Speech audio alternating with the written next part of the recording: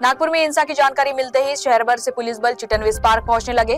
SRPF दंगा नियंत्रण दल और क्विक रिस्पांस जवानों ने मोर्चा संभाल लिया। जैसे पुलिस दंगाइयों को खदेड़ रहे थे वैसे वैसे पत्थरबाजी बढ़ती जा रही थी।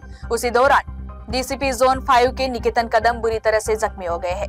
मुख्यमंत्री देवेंद्र फडणवीस ने नागपुर में कल महल परिसर में हुई हिंसा के बाद घायल पुलिस आयुक्त निकेतन कदम से वीडियो कॉल के जरिए बातचीत की और उनके शीघ्र स्वस्थ होने की कामना की। मुख्यमंत्री ने उनकी बहादुरी की सराहना की और उनका हालचाल जाना।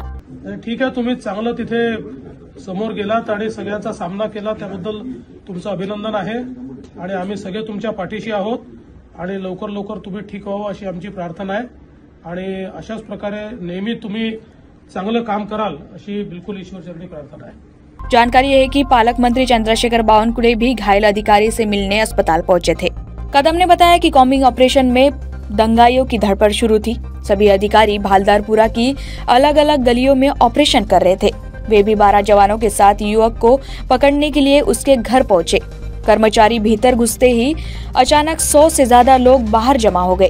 उनके हाथ में लाठी और रॉड भी थे। गिरफ्तारी का विरोध करने पर कदम ने कुछ कर्मचारियों के साथ उन्हें पीछे धकेलने का प्रयास किया।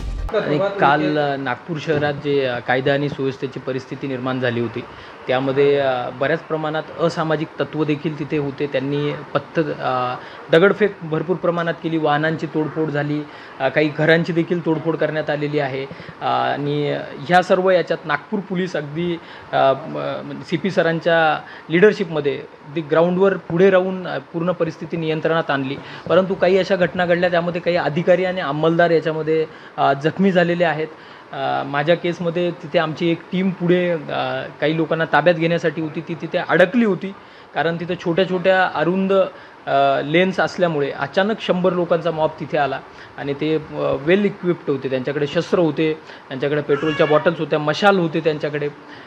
तर अशा वेळेस माझी टीम तिथे आत होती, तर काय करायचं त्यामुळे मी यांना रोखण्याचा प्रयत्न केला। त्यांच्यापैकी माझ्याकडे लाठी आणि हेल्मेट होतं, त्यांना मागे ढकलण्याचा प्रयत्न केला।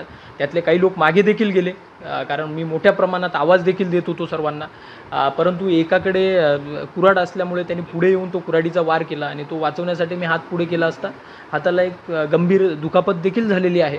परंतु थँकफुली आमची संपूर्ण टीम तिथून विदाऊट एनी इंजरी बाहेर निघाली आणि त्याच्यानंतर देखील आपल्या संपूर्ण नागपूर पोलिसांच्या टीमने अगदी पुढे जाऊन पूर्ण परिस्थिती नियंत्रणात देखील आणली। आपण याच्यामध्ये गुन्हे दाखल केलेले आहेत, त्याच्यामध्ये स्ट्रिंजंट सेक्शन म्हणजे अगदी कडक कलमांतर्गत गुन्हे दाखल केलेले आहेत।